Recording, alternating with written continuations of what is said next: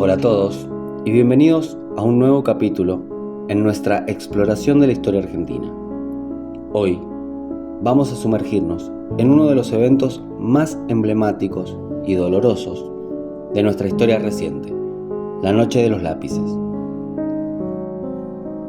Pero vamos a ir más allá de la versión que todos conocemos.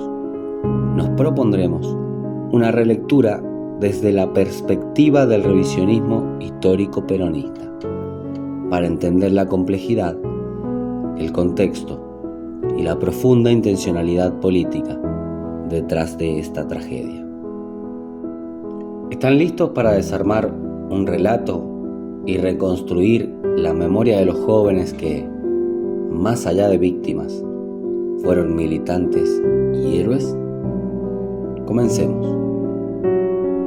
La historia que la mayoría de los argentinos aprendimos se consolidó en los primeros años de la democracia. El 16 de septiembre de 1976, un operativo represivo de la dictadura cívico-militar secuestró a un grupo de estudiantes secundarios en La Plata. 6 de ellos, como María Claudia Falcone, Horacio Húngaro y Francisco López Muntaner, permanecen desaparecidos. Otros, como Emilce Moller y Pablo Díaz, sobrevivieron y sus testimonios se convirtieron en la base de la memoria colectiva. La narrativa predominante, popularizada por el libro y la película homónima, presentó el evento como una brutal represión contra jóvenes apolíticos que solo reclamaban la restitución del boleto estudiantil. Esta versión, despojada de su contenido político, fue necesaria en un momento de transición democrática. Servía para condenar la barbarie del Estado sin legitimar la violencia política de las organizaciones de la época. Al presentar a las víctimas como adolescentes inocentes que solo exigían un derecho social, la sociedad podía unirse en una condena unánime contra el régimen militar y su terrorismo de Estado. Era la manera de enfrentar la peligrosa teoría de los dos demonios, que buscaba equiparar a la violencia con los crímenes del Estado.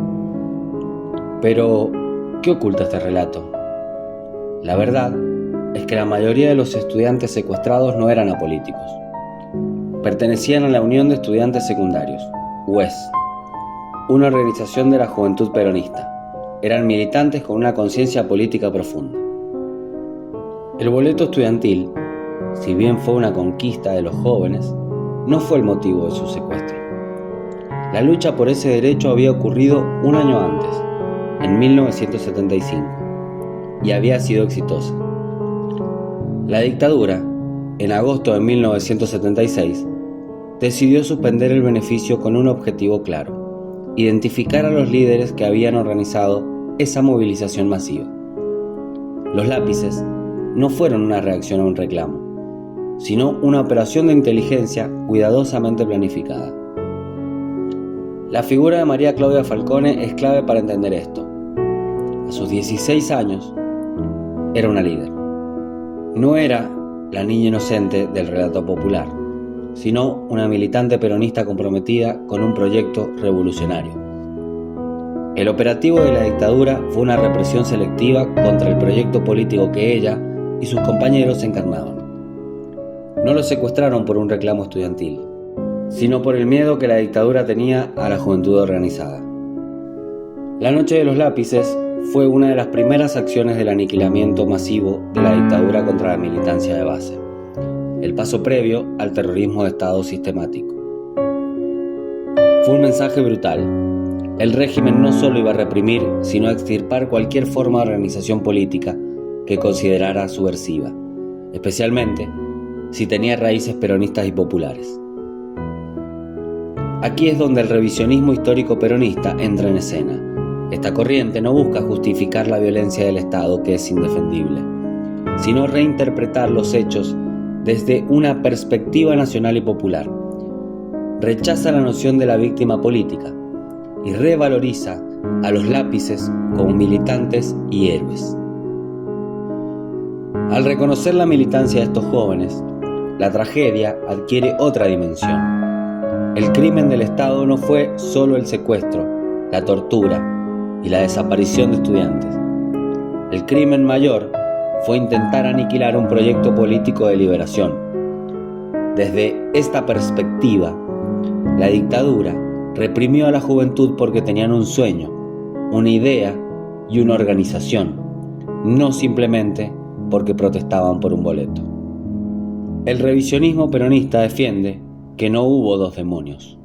Hubo un Estado terrorista que se levantó contra su pueblo y una juventud que luchó por una sociedad más justa. La revalorización del militante se convierte así en un acto de justicia histórica, que rescata la épica de la lucha política que la dictadura quiso borrar. La memoria de la Noche de los Lápices no es estática, ha evolucionado con la democracia.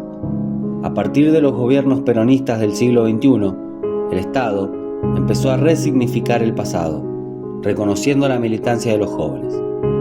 Los actos conmemorativos, las leyes y los discursos de líderes peronistas han ligado la memoria de los desaparecidos a las luchas actuales por la justicia social y la soberanía. Hoy los jóvenes se apropian de este legado. El lema "Los lápices siguen escribiendo" adquiere un nuevo significado. No solo es una condena a la represión, sino también un llamado a la acción política.